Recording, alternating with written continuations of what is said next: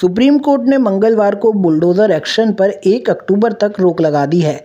इस फैसले के बाद ये मुद्दा फिर से चर्चा में आ गया है। विपक्षी दल इसे सरकार पर हमला करने का मौका मान रही है।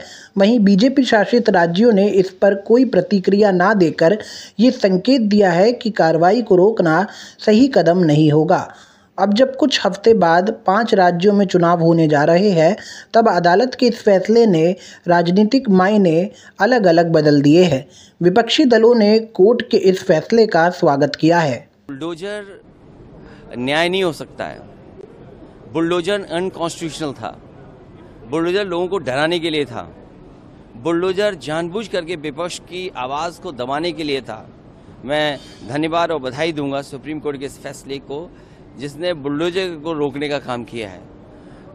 मुख्यमंत्री जी और खासकर उत्तर प्रदेश की सरकार और बीजेपी के लोग इस बुलडोजर को इतना महिमा मंडल कर रहे थे कि बुलडोजर ही न्याय हो गया है।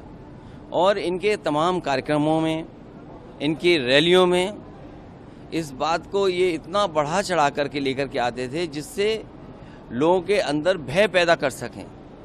अब जब सुप्रीम कोर्ट का फैसला आ गया है, मैं समझता हूँ बुलडोजर रुकेगा और न्यायालय से न्याय मिलेगा। ये तरीका था भारतीय जनता पार्टी का लोगों को डराने के लिए।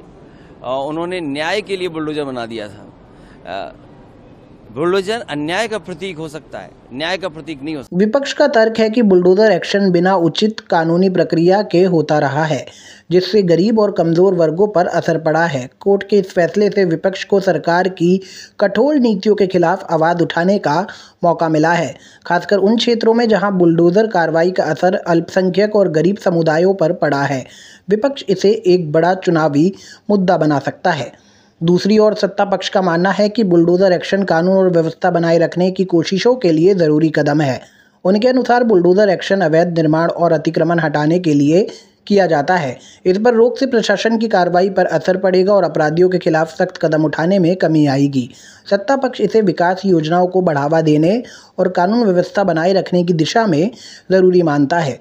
अदालत का ये फैसला आने वाले दिनों में राजनीतिक बहस का प्रमुख विषय बन सकता है। चुनावी माहौल में इसका असर सत्ता और विपक्ष दोनों पर पड़ेगा और इसे चुनावी मुद्दे के रूप में भी उछाला जा सकता है। बुलडोजर से घर गिराने का मुद्दा पर विवाद भी हो चुके हैं। कुछ दिन पहले ही इलाहाबाद हाई कोर्ट ने बिना कानूनी प्रक्रिया अपनाए बुलडोजर से घर गिराए जाने पर नाराजगी जताई थी। आजमगढ़ के सुनील कुमार ने अपने घर गिराए जाने के बाद हाई कोर्ट में याचिका दायर की थी। उनका आरोप था कि बिना उनका पक्ष सुने ही उनके घर पर बुलडोजर चला दिया गया।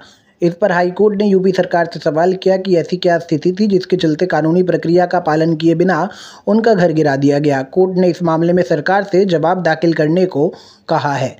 सुप्रीम कोर्ट भी पहले बुलडोजर एक्शन पर सवाल उठा चुका है। गुजरात के एक मामले पर सुनवाई करते हुए सुप्रीम कोर्ट की पीठ ने कहा कि सिर्फ आरोपी होने के कारण किसी का घर गिराना उचित नहीं।